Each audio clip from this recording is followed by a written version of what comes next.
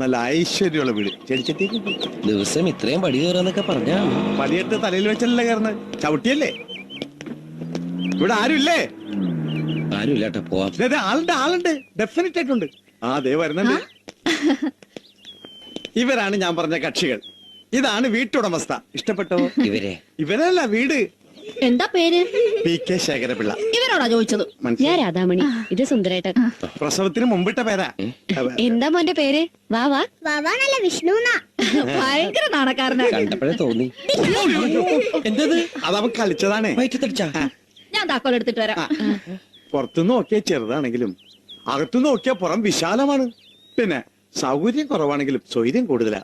നല്ല അന്തരീക്ഷം, അയൽക്കാര്, സ്നേഹം, ശാന്തം, കരുണം, വാത്സല്യം, സുഖം, സുഖകരം. സിനിമ പേര് പറഞ്ഞ് സൂചിപ്പിക്കല്ലേ. മതി, ഇത് തന്നെ ധാരാളം ശേഖരപിള്ളേ. രണ്ട് വീടും തമ്മിൽ ഇടയ്ക്ക് വാതിലും ജനലൊന്നും ഇല്ലല്ലോ. ഒന്നുമില്ല. പിന്നെ ഓട്ട വല്ലതും ഉണ്ടാന്ന് ഞാൻ നോക്കിയിട്ടില്ല. അത് ഞാൻ നോക്കിക്കോളാം. അപ്പൊ ഓട്ട നോക്കാൻ ആളുമായി.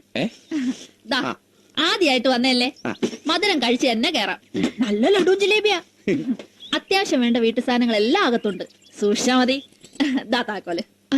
സുന്ദരേട്ടൻ വാങ്ങിച്ചാ മതി. വാങ്ങിച്ചോ. അതെ, കമ്മീഷന്റെ കാര്യം മറക്കണ്ട. കാര്യം വേറെ, സ്നേഹം വേറെ, കമ്മീഷൻ വേറെ. അതിനെന്താ തരാലോ സുന്ദരേട്ടാ. ഞാൻ പിടിക്കാം. അയ്യോ വേണ്ട. അയ്യോ തിരികെ വെക്കണ്ട. എനിക്കും തന്നേക്ക് 24 രൂപ 55 പൈസ. 24 രൂപ 55 പൈസ. അതെന്തിനാ? ലഡുവിന്റെ ജിലേബിയുടെയും കാശ. ഞാൻ ഇവിടെ ഇത് വിൽക്കാൻ വേണ്ടി വെച്ചിരിക്കുന്നതാ. അല്ലാണ്ട് ആഹാ,